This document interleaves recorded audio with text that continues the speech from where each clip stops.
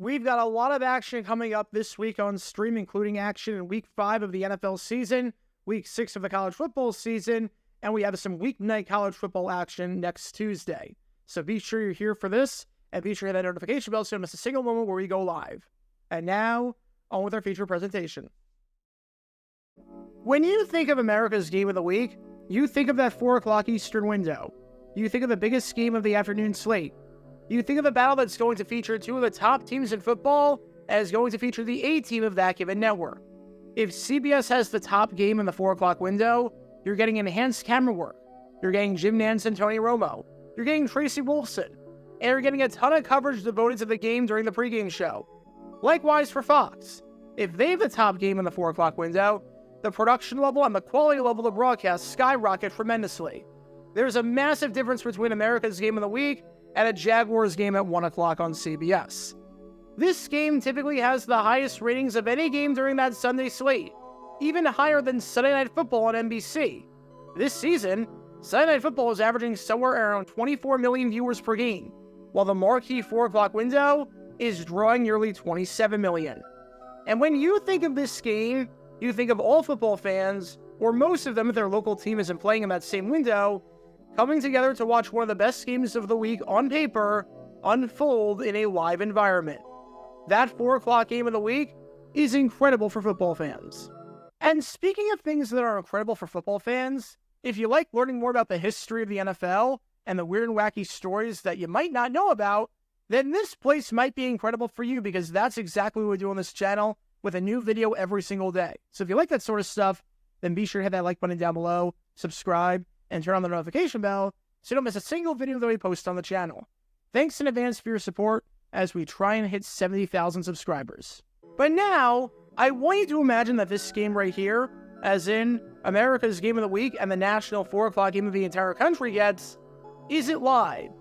I want you to imagine that CBS, for some reason, decides to show the game on tape delay, and that CBS decides that it's a good idea to have America's Game of the Week be a nationally televised tape delay of one of the 1 o'clock games. That would be kind of weird, wouldn't it? Especially if there was an actual live game that you could show instead. Imagine if you're watching as of this video game release, this past week, most of the country wasn't getting Chiefs-Chargers at 4 o'clock, but rather was getting the Broncos-Jets game on tape delay, as in a game that already happened. Well, I bring that up because in 1969, that's exactly what happened. As any bizarre broadcasting controversy that deserves a deep dive more than 50 years later, the doubleheader featured a tape-delayed game. Because this is the story behind one of the craziest broadcasting controversies in the history of CBS. Before I talk about the actual incident in question, we need some context to understand what the original plan was and why things changed. Because as you can probably expect, this was definitely not what CBS initially had in mind. It's December 14th, 1969. It's week 13 of the NFL season. And as we're in the penultimate week of the year, we've got a battle on our hands in the Century Division between the Cleveland Browns and the St. Louis Cardinals. The bad news was that the 1969 season was absolutely terrible in terms of having any games that had significance down the stretch. Back in 1969, you had to win your division, or else you missed the playoffs. And back in 1969, there were no seeds, so every matchup was predetermined. So whether you played at home or not, and whether you played a weaker opponent or not, made no difference if you were 12-2 or if you were 9-5. It was a broken system that, fortunately, we don't have to deal with anymore, and that we haven't had to deal with for nearly half a century. But in 1969, what this meant was that this game right here, between the Browns and the Cardinals, meant absolutely nothing. The Browns were 9-2-1 and were in first place in the Century Division, while the Cardinals were in second place in the division with a 4-7-1 record. So regardless of what happened, the Browns had a playoff spot and a division title locked up, and the Cardinals had nothing outside of pride to play for. Still, this turned out to be a pretty solid game. When the teams met earlier in the season, they played to a 21-all tie, and this was another close affair, as the Browns won it by a final score of 27-21, as a late comeback attempt by St. Louis with 2 touchdowns in the fourth quarter was a bit too little too late. Cleveland's defense was a big reason why they were able to prevail. The Cardinals had just 61 yards on the ground, averaging less than 3 yards per carry, and not having a single run go for more than 8 yards. Cleveland made life for Jim Hart and Charlie Johnson at quarterback a living nightmare, as the two quarterbacks combined to go 15 for 37, completing just 40% of their passes for 172 yards, no touchdowns, 1 interception, and a passer rating of 43.9. Combine that with a perfect day for Don Cockcroft at kicker, as he drilled all of his field goal attempts even despite the heavy winds, and the Browns were able to pick up their 10th win of the season and their 5th straight, giving them a ton of momentum heading into the postseason. And I bring that game up because this was the game that was supposed to air at 4 o'clock. Unless you were in St. Louis, since by default, NFL rules mandated that your game could not be shown on the local market even if it was sold out, you were getting this game. CBS was the only network to televise NFL games back in 1969, and every Sunday, they had a doubleheader, with a game at 1 o'clock Eastern and a game at 4 o'clock Eastern.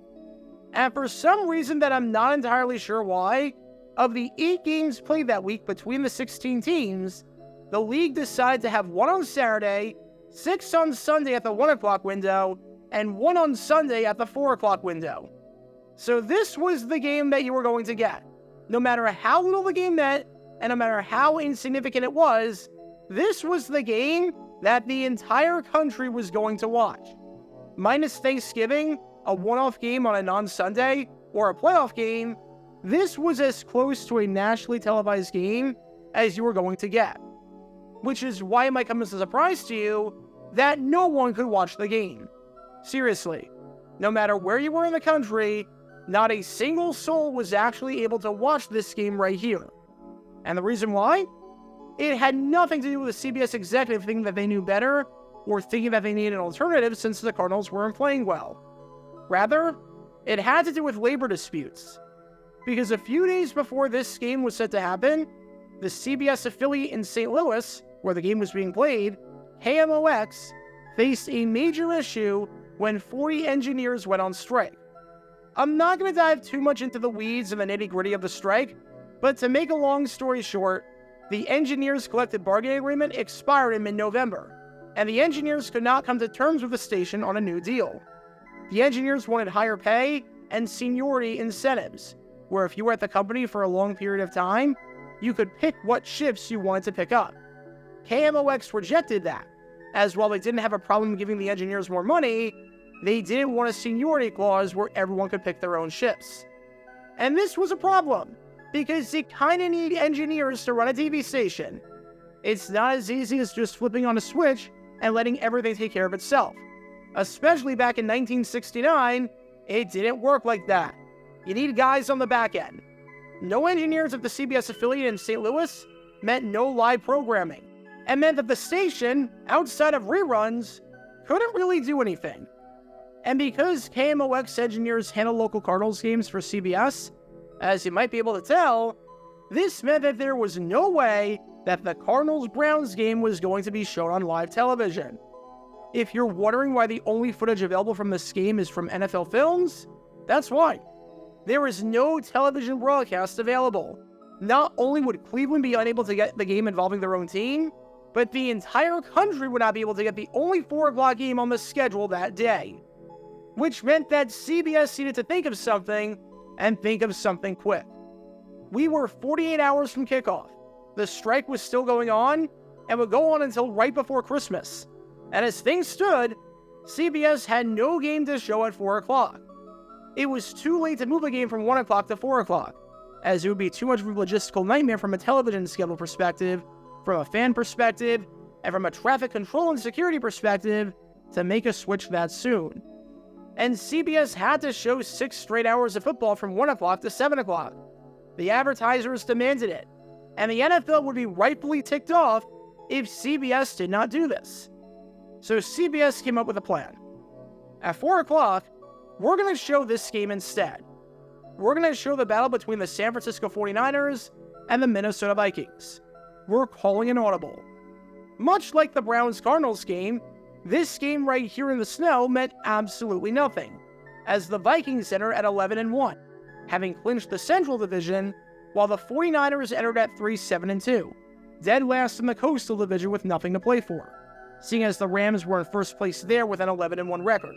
So it was impossible for the Niners to make the playoffs and catch up. Having said that, picking this game made the most sense for CBS. The 4 playoff teams have been decided with 2 weeks to go, so ideally, you only want to show games involving those 4 teams so that audiences can get familiarized with them before the playoffs. The Dallas Cowboys were one of the playoff teams, and they were playing on Saturday, so CBS was already showing that game nationally. The Los Angeles Rams were one of the playoff teams, and their game at 1 o'clock against the Detroit Lions was being shown to the majority of the country as the first game of the doubleheader. The Cleveland Browns were one of the playoff teams, and obviously, we know what happened there. So the Minnesota Vikings being shown, if you had to do it like this, made a ton of sense, even if it was by default. You were going to show a game this late in the season in the national window involving 2 teams mathematically eliminated from playoff contention if you did not have to. So you might as well pick up a playoff team and give them some exposure before the big games start up again. However, what made this decision unique was the fact that this game was going to be shown on tape delay. This game right here in the 4 o'clock window, yeah, it already took place. You might have already known the outcome of the game beforehand. While a live match was taking place with Browns-Cardinals, you were watching a game that you already knew the result of. As if you were watching football during the first 3 hours of the window, you may have gotten updates from that Vikings-49ers game. So because the marquee game of the day couldn't be shown live, the next best option was to show this game right here, a game in which the Vikings won 10-7, despite picking up just 7 first downs and completing just 4 passes, on tape delay. Making things even weirder was just how much this screwed up schedules. In San Francisco and select markets in California, this game was being shown live at 1 o'clock Eastern per NFL rules. This theoretically meant that someone could try and go to a bar to watch the game, and the bar would not be showing the game. So they drive to a different bar, and that bar is showing the game. This theoretically meant that you could watch the game in your home, then go to a friend's place afterwards who was just outside of San Francisco, and rewatch the game.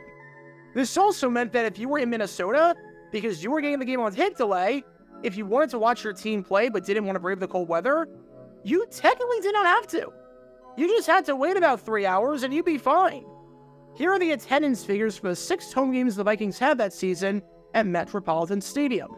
They only had 6 at the Met because 1 interfered with Major League Baseball and the ALCS, which you can learn more about by clicking the card in the upper right corner.